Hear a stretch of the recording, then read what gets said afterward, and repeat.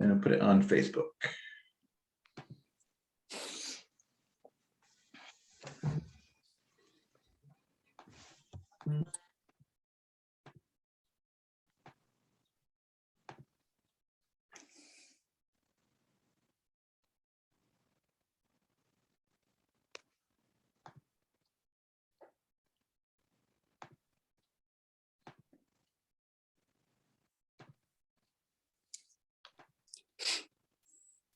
All right, here we go. I have 6:30 p.m. For everyone out there on the Manchester Strength Link Facebook page, welcome to us. We have the 4 candidates for the Board of School Committee at Large spots. Will Infantine, Joseph LaChance, Jim O'Connell, and Peter Argyropoulos. I apologize if I got your name wrong. I tried my best there. Close. Argyropoulos. Thank you so much. We have 30 minutes with the candidates tonight to answer your questions that you've submitted. Since I got your name wrong there, you're welcome to go first. All 4 candidates will answer each of these questions. The first question comes from Laura Anthony from Ward 1. She asks, when I attended school here 2 decades ago, the district couldn't afford paper, and that has not improved. Central was almost de-accredited. How can we raise our school district up to an acceptable standard to meet our community needs? Peter, what are your thoughts on that? Sure, yeah. And as she said, there are definitely situations in our schools that have persisted for years and years and years where we are struggling to supply our schools with the materials and supplies that we need in order for our students to be able to fully reach the learning that's supposed to be going on in their schools. I know myself, I spent a year student teaching at Manchester Central High School, and prior to that, I was a student in the district and a proud graduate from the district for years. And over the course of that time, you would definitely see situations where that would affect the learning going on in the classroom, and we weren't able to have certain materials for labs, for instance, in class, or for certain things that teachers would need to go out and buy. It puts a strain on teachers too, because teachers feel like to make up that gap, they have to go out and spend their money. I know myself, I'm a 7th grade science teacher in Nashua, and that's something that I do often, is I'll go out and spend money in order to be able to do labs and things like that for the kids. So we really need to make sure we are attributing enough funds specifically to our schools in our school district so that we can afford these types of materials. I know in terms of teachers, I've heard many things from them in terms of lack of teacher supplies too that help them to actually get to the students, things like copying machines, these basic fundamental things that we need to run off copies on a day-to-day basis. It's tough when you come into work and you don't have a situation where you can get prepared over time throughout the week for the things you need to reach those students. So that's the first thing. The second thing is we need to make sure we're looking at what we are spending on, and we are cutting out kind of the fats or the areas around the edges. It's really important that we're kind of tracking our spending, and we're looking at data to help us make informed decisions on what is working for our kids and what is not. There's a lot of areas where we are investing money in certain places, but we're not necessarily seeing the benefit come out of those things. So there needs to be a look at what we are spending on as well, so that we can fully reach our students with the materials and supplies that we need. Thank you, Peter. Next up, Joe, could you give us your opinion here? Oh, you're muted. Joe, could you unmute yourself? We good now? There we go. First and foremost, it's fiscal responsibility. You know, the buck stops here. It's pretty sad we still have had problems getting paper and pencils, because that really shouldn't be happening. So of course we got to sharpen the pencils like we must always. We need to consolidate very smartly and wisely. You know, we've spent 29% more fiscally in Manchester, but yet we're down 1,000 students. So we really got to think about the amount of schools we have and consolidate and start thinking about that big picture. You know, look at that one high school. You know, nobody wants to talk about the elephant in the room. We got to close a high school. We got to do this smart. We need a 10-year plan. And lastly, we need to demand more at all levels. Our test scores just are not where they need to be. And it starts from the top down, and you demand more. And simply, if you put those 3 together, you at least got a pretty good move forward. Thank you. Okay, thank you, Joe. Next up, Jim O'Connell. Jim, what are your thoughts? So first of all, Andy, thank you for this opportunity, and thank you to the folks who are listening tonight. And I'm very happy to be here with my four or three other competitors, let's call it, for the school board at large. You know what, and I'm not, like, that's a lot of stuff we've covered in the last in 2 minutes alone. But let me just give you my response to the big picture as far as supplies are concerned. There is no excuse for any school in the city of Manchester not to have paper, for instance. It just isn't acceptable. I heard about it years ago. I asked these questions at the school when you ask these questions about what is it that you got, what else do you need? What do you need from us? And you get this happy sort of, we're managing response, which bothers the heck out of me. So when my biggest frustration in the year and 3 quarters that I've been a school board member is getting at the truth, getting at the actual facts of the reality.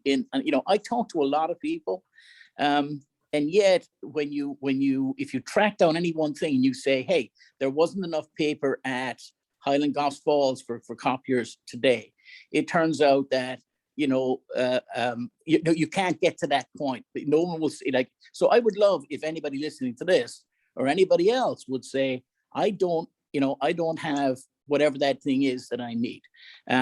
The problem in Manchester, my observation has been, not just since I've been on the board, but generally, is that there's a that'll do-ism in our school district, which is like, this is the Manchester way, we'll make do. So lots of well-intentioned people, well-intentioned teachers go out and they'll purchase things for their rooms, etc. And it's because, oh, this is Manchester, it's how we do it. And it's entirely unacceptable when we're spending 171 million this year, plus millions and millions more of federal funding. There's no excuse for things like paper and pencils that were mentioned, or copiers for that matter, not to be there and be there in abundance. So I find that just completely unacceptable. Okay, thanks, Jim. And Will, what are your thoughts on this question? I appreciate what Peter said as a teacher and what the other folks have said. Teachers shouldn't be responsible for bringing in supplies. But that being said, I believe the position of a school board member is to challenge the administration to do what's right and to get things done correctly. And when they don't,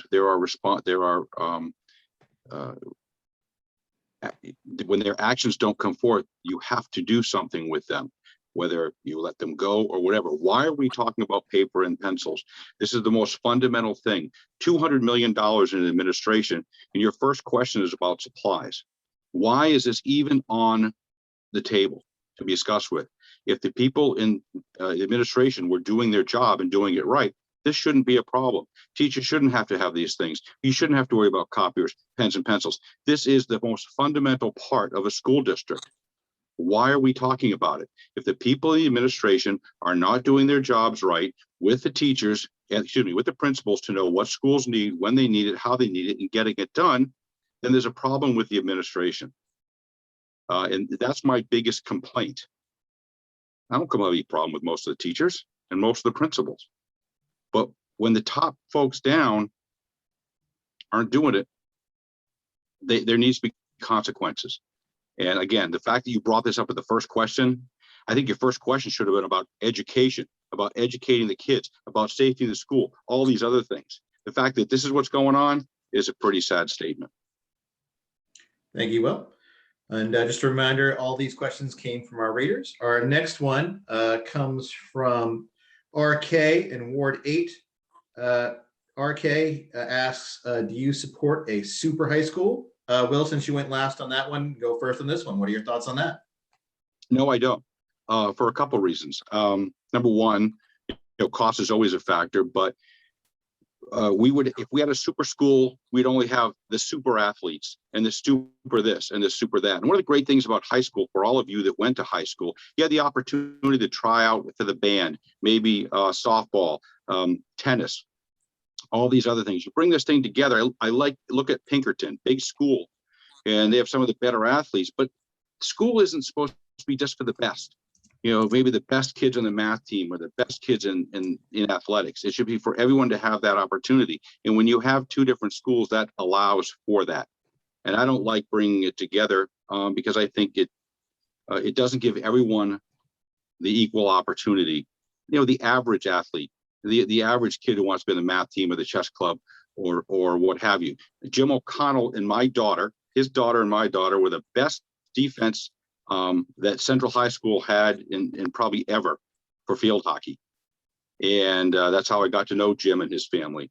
And I'm not sure they would have had that opportunity to excel and get all the way to the semifinals had we had just one super school.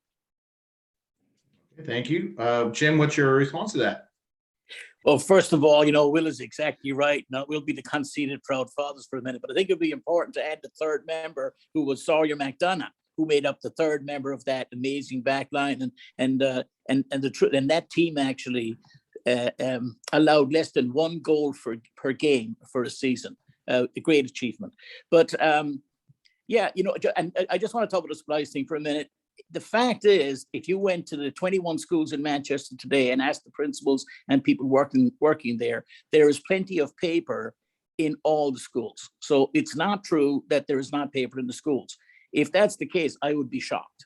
Now, and it takes a lot to shock me because there's a lot of stuff happens and I like, where the heck did that come from?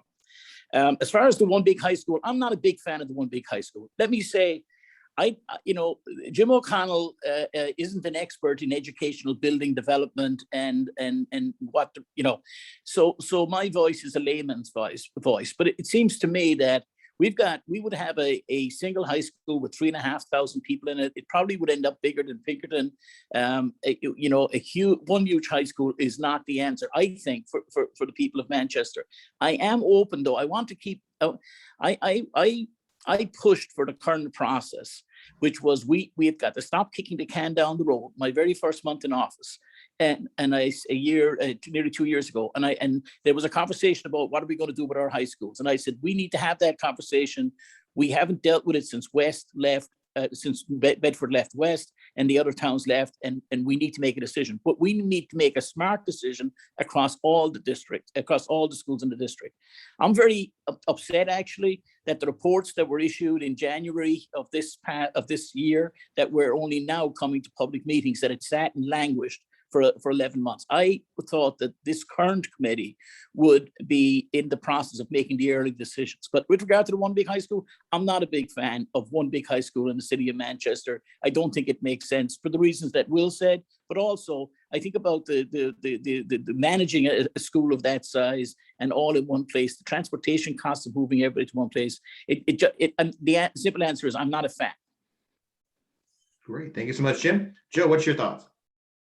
So I too am not a fan of the single mega school. However, I am a fan of consolidation, and we have 4 now. So we probably ought to think about some consolidation there. So, but there's a lot to look at with that.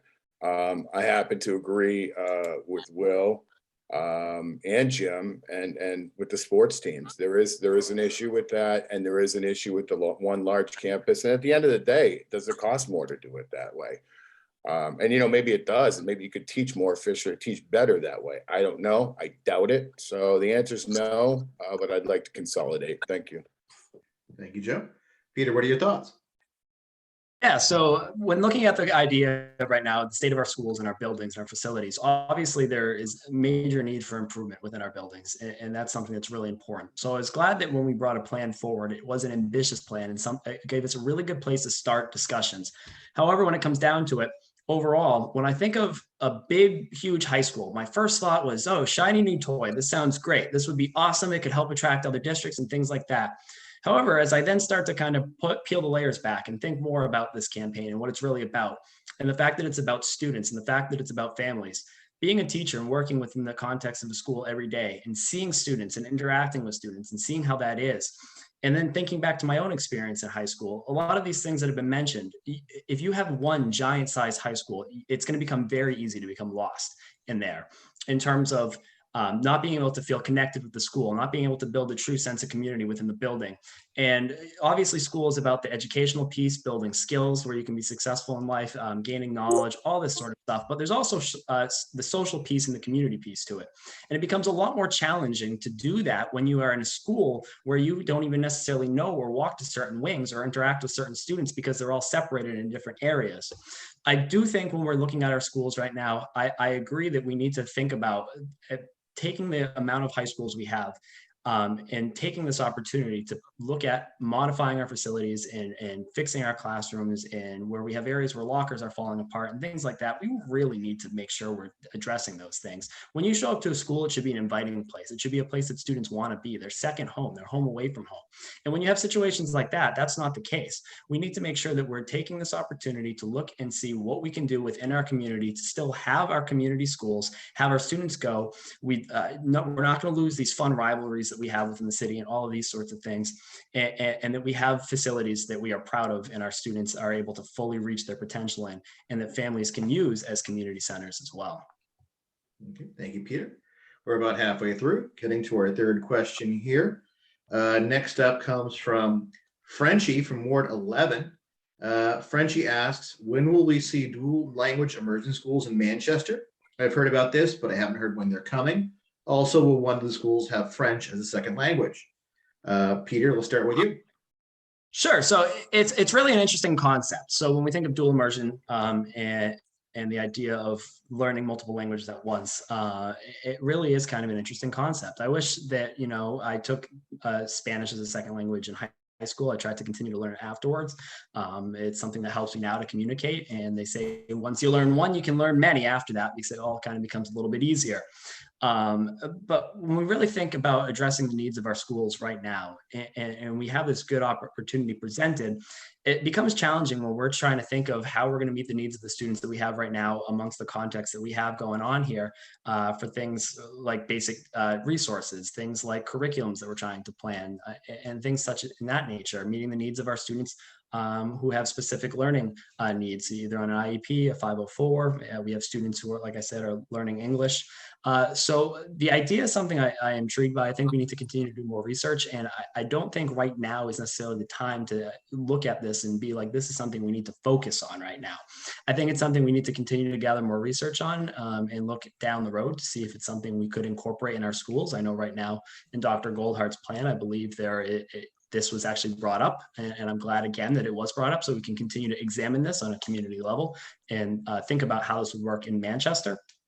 But I think right now we need to make sure we're focusing on providing top quality schools where we are achieving the learning that we need to in our schools, building the skills that we need to, because at the end of the day, public education should be about opening doors for people so that students can get to whatever heights they want to get to, whether that be going to a 2-year college, a 4-year college, and trade school, directly into the workforce, into the military. And I think by focusing on our curriculums and what we're teaching and attracting high quality teachers here first, and that will be a secondary conversation to be intertwined with that. Okay, Joe, what are your thoughts? So I think it's a good program. I've seen the program. I've read about it. However, we need to really look at the most important thing, our test scores right now. We can't even test proficient in math and reading and English. So I get that we need to have more programs and look at more programs. And I think the idea of having that dual immersion is a great thing. But right now, we're just barely staying afloat. We need to step back and look at the big picture and get back to teaching kids. And instead of coming up a new program after program. And I think the programs are important, right? But if your foundation's not solid, you're not ready to put the roof on. So we need to get back to basics. We need to really rebuild this district. I mean, the other thing here is, let's take a look at non-teaching staff versus teaching, non-teaching versus teaching salaries. And I think you might be alarmed to see how much the district actually spends on the non-teaching item. And, maybe there's what we need to look at, can we save money in that non-teaching salary line and offer more programs like this? So I really think we got to step back, and instead of looking at the micro picture, we need to look at the macro picture, and we really need to rebuild. This thing needs a makeover. Thank you. Okay, Jim, what are your thoughts? So like everything, and thank you to Frenchie for the question. I love the name. Like everything, this is a subject we could talk about for a great time. But let me try this. So I worry about this in one sense, in that the idea is, I love the idea of dual immersion schools. They clearly have benefits, and they have benefits beyond the language, right? There's evidence that when children learn, non-native languages or foreign languages, that it helps with brain development, etc. And there's strong evidence of that. This particular opportunity came about because the French consulate in Boston is interested in funding such a school, and so there's a money tag associated with this. That Manchester would be the first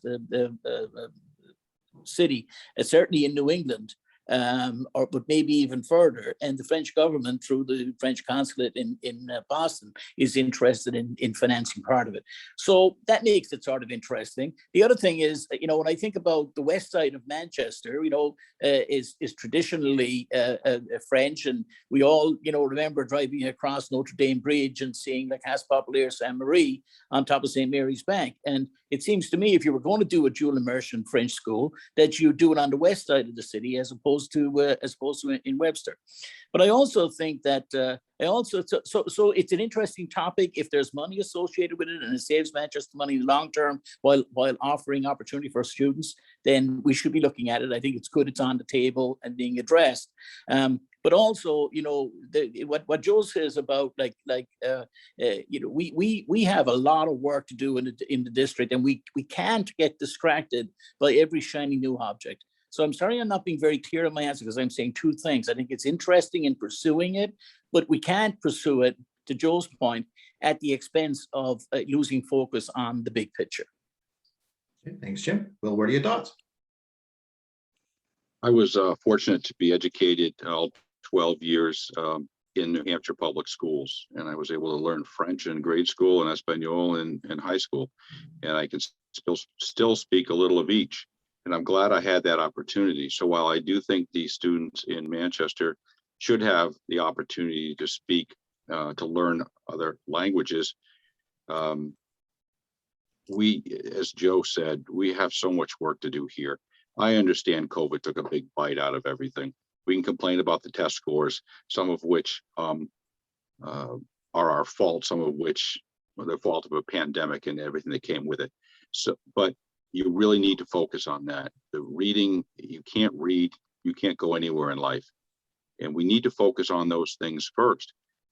We have too many balls in the air right now. I watch the school board meetings and I look at all the things that are going on, and you really can't do a lot of things halfway or only so good.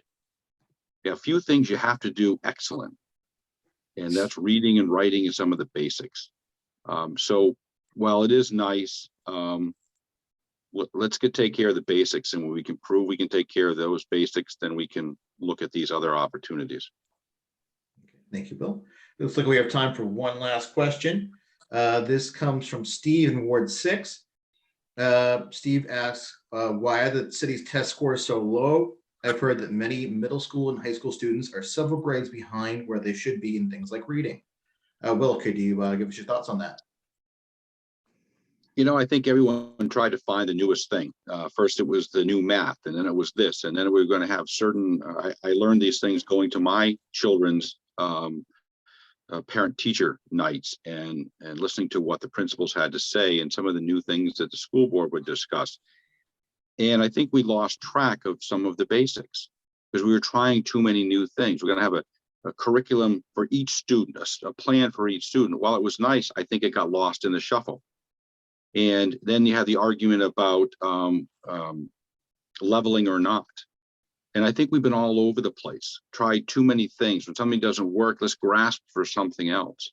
I'd really like to see us get back to the basics. And I think that will help the scores. Again, I just said, The scores were inhibited, obviously, by COVID.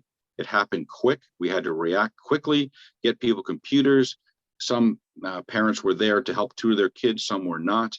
There are many reasons, but ultimately, the administration has to be responsible for those, regardless of the reasons behind it. So can we, get rid of all the balls in the air, the bells and whistles, the new math, and all these other things, and get back to what we really need to do? And another thing about the thing that I've seen deteriorate from the days when Jim and I had daughters in school, the spirit seems to be gone. The pride seems to be gone in some degree. And that's sad to see. And I hope now that we're back to school, and if we can kind of change the direction of where the school district is going, we get some other members in the school board that focus and just ignore what a union wants and pay attention to what the students need, and put an administration that either does what they're supposed to do or they're told to leave. Once we get back to basics, I think you'll see the test scores increase. Okay. Jim, what are your thoughts? Yeah, so so the first thing I would say is, the test scores as they are today the numbers that came out recently were quite shocking. And if you look at the effect of COVID, and COVID is not an excuse, right? What COVID has done is it has, turned the lid off of, or shone, not to mix metaphors, or shone a bright light on what was there already. I think that, so we have done a number of things. Introducing a reading curriculum across the school district for the first time in 15 years. We have a very transient population in Manchester, contrary to what some people may believe. We have a kid who will do first and second grade at one school, third grade at another school, leave halfway through fourth grade to go to another school, etc. Well, as of this year, when that happens in the city of Manchester, they have the same curriculum in each one of the schools, which you would have imagined would have happened all along, but it's only happening now. I think I disagree with my friend Will in one way when he talks about the spirit and pride. If you were at the soccer games this weekend, particularly at Memorial and Central, or this week, Memorial and Central had a great win last night. Memorial went out in extra time. But the spirit and the pride and the excitement of the kids on those teams, and I wish the ones going forward into the playoffs well, there was definitely pride and spirit there. And the other thing I would say is, at the last school board meeting, we had Beach Street School come and do a presentation. And Beach Street School has got almost 100% free and reduced lunch, and a very diverse population of students, an amazing school. And they've improved, despite COVID, they've improved their reading and math scores. I don't have the exact numbers. One was 7% and one was 8%, which one was which I don't know, but have improved year over year. Considering where we've been, that's a great result. And lastly, the school board, the one thing it has done is push resources into grades K through 4 to reduce class sizes there, because Will is, in this case, is exactly right, that if you can't read, we need to get kids reading on grade level by third grade. That's the primary focus of the current school board, alongside being a data-driven entity. Okay. Joe, what are your thoughts? Well, certainly those test scores, that's your entry level success or failure rate, and we failed miserably. I find it kind of ironic. Our test scores are near the bottom, but the school board won School Board of the Year. That's kind of embarrassing, and there's no way this board deserved anything of the year. I don't understand it. I don't agree with it. But that's how you're going to change the test scores, is by changing the school board makeup. If you keep doing the same thing over and over, you're going to get the same result. Thank you. Okay, thank you, Joe. And Peter, closing out, what are your thoughts? All right, I have 30 seconds for a question that could take 3 hours. So in terms of test scores, I want to say a couple of things. It's unfortunate, but when you look at cities around the country, the data always shows that cities historically have lower test scores when it comes back on reading and math. When we're looking at test scores, obviously that is a gauge of seeing what students are being tested on in those moments. But there's so many factors that play a role into test scores. Things like poverty levels at home, things like trauma that students have that they bring with them, things that students have on a certain day. Maybe they didn't have breakfast one day, or maybe they're having family matters that happened the night before a test. So these tests are really a snapshot in a student's time and day, and then we can track them over time. But in some cases, you even see fluctuation within those test scores. At the end of the day, for sake of time here, we need to really focus on learning here. When we look at learning and student achievement, historically, we always think of learning, and the school model always said, okay, you cover a unit, you get to the end of that unit, you take an assessment, here's your test. Do you know it or you're not? You know it, great. You don't, too bad. We really need to get back to a new train of thought where just because a test has occurred doesn't mean we can't go back and cover that material. And we can't go back and learn those things. We really need to make sure we're pushing progress. We need to meet the students where they're at. We know what the students' test scores are. We know where the students are at certain points, and we have to work within those realms to provide the supports that are needed to bring those scores up and help students succeed. There are studies out there that show class size has a huge impact on test scores. And one study that was done several years back on 11,000 plus students showed that test scores in reading increased by 8% and math by 9% when your class sizes are reduced from a category of 23 to 25 students to 13 to 17. So we need to make sure we're hiring quality teachers who want to come to this district and providing quality contracts for those teachers who want to stay here. And so that we can provide the facilities so that we have the space to bring these class sizes down so that we can meet the needs, and also provide the support staff. So there's a plethora of things that go into this. And like I said, I could genuinely spend hours and hours, because as a teacher, this is something we focus on every individual student every day, looking at those test scores, looking at what the student needs to help get those test scores up, and focus in on those individual students. And then within those individual students, those classes. So that's just a few of the things that I'd cover right now in this short amount of time. But we do need to make sure we are pushing our students. We're giving them rigorous materials, and we are working on having students improve over time so that they can have a successful life and set them up on a course for success. Okay. Thank you so much, Peter. And I wish we had more time, but that's all the time we have. Thank you for joining us, gentlemen. Again, my name is Andrew Sylvia. I'm the assistant editor of Manchester Inklink. Please join us tomorrow as we welcome Ward 9 Aldermanic candidate Bobby Kliski to join us in a Q&A. And then on Monday at 7 p.m., we have Aaron Kelly, an Aldermanic candidate from Ward 12. Again, my name is Andrew Sylvia. I'm the assistant editor of Manchester Inklink, and thank you for joining us. Have a good night. Thank you, gentlemen. Good night, everybody. Thank you, everybody. Thank you. Bye. Thank you. Thanks, Andy. Thank you.